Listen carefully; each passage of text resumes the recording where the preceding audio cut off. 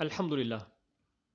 قال المصنف رحمه الله تعالى: وما أضفته إلى الأصحاب من قول وفعل فهو موقوف زك. Premièrement, le mot zukin dans le verbe veut dire ulim ou fuhim. Le propos que tu rapportes d'un compagnon, que cela soit un propos ou une action, et donc al-mawquf, c'est la catégorie de hadith qu'aborde ici al-imam al-Bayquni, rahimahullah. Cette catégorie de hadith que nous avons brièvement abordée lorsque nous parlions alors de al-marfu', ce qui s'arrête au prophète sallallahu alayhi wa sallam, et du maqtu', ce qui s'arrête au tabi'i. Al-mawquf est donc ce que l'on relate d'un compagnon. Qu'est-ce qu'un compagnon?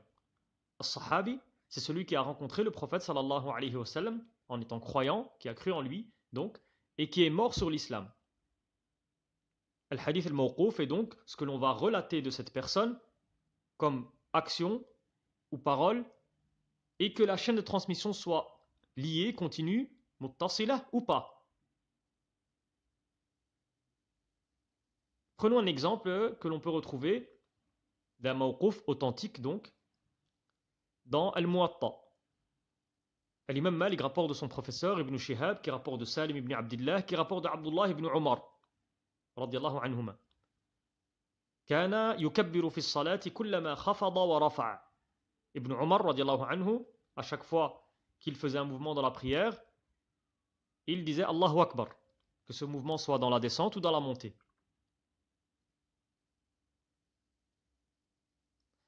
Quelques remarques. La première, comment est-ce qu'on sait que cette personne est un compagnon? Cette personne est un compagnon lorsque nous avons cette information par voie consécutive, ou que cela est réputé comme tel, ou qu'un autre compagnon atteste qu'il en était un. Notre précision lorsque nous disions dans la définition wa mata ala l'islam, le fait qu'il doit mourir sur l'islam, parce qu'il y a des personnes qui du vivant du prophète sallallahu alayhi wa sallam ont cru en lui, mais qui ont ensuite apostasié. Par exemple, Ubaydullah ibn Jahsh. Ces personnes-là ne sont évidemment pas des compagnons.